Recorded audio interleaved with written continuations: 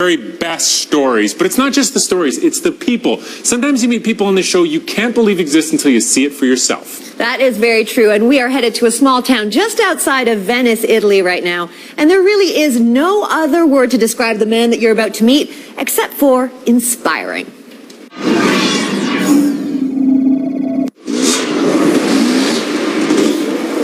Fulvio Marotto is a unique and accomplished rider. Trick riding, winner of motocross events, he can conquer the toughest terrain. And by the way, he has no hands or lower legs. Nobody believed in Fulvio when it was in hospital. Nobody think that Fulvio can come back to do normal things. For his, the word no is meaningless. 10 years ago, Fulvio was a champion motorcycle rider and all-round star athlete. I was always very active. I like sports that have a lot of risks, because otherwise, you're working your muscles, but not your mind.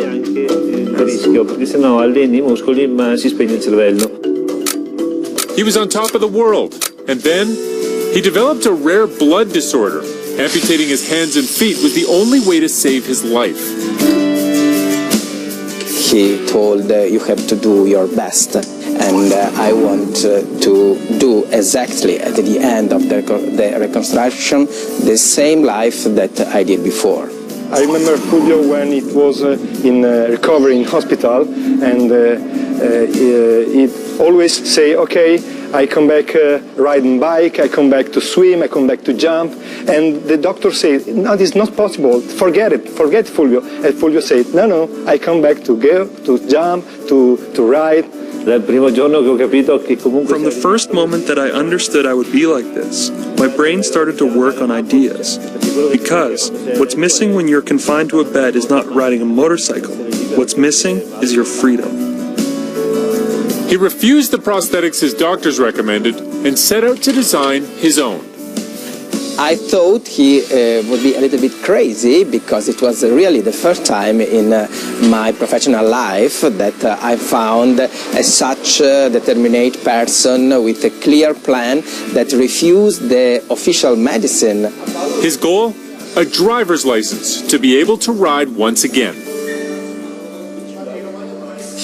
Back home from the hospital, Fulvio faced many challenges as a quadruple amputee, not the least of which convincing his friends that he would return to his normal lifestyle.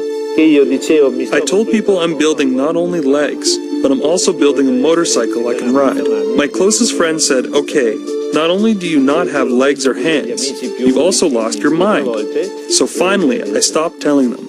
I just started working alone. The first step in getting back on his feet was actually getting back on his bike. The very first thing I worked on was obviously the legs, but not because I wanted to walk.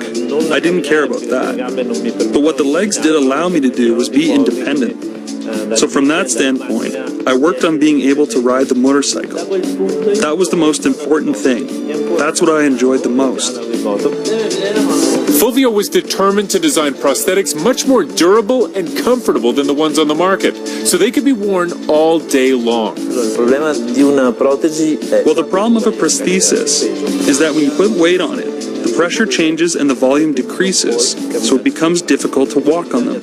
So you need to find the right balance with the weight of the leg and with the dimensions of the prosthesis, so that it's not loose or doesn't put excessive pressure on the leg.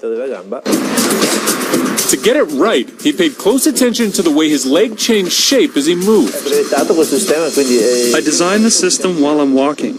While I walk, I create the mold based on the pressure that I need. When the leg is inserted, it creates a vacuum and it seals it, so air doesn't escape or get inside the prosthesis.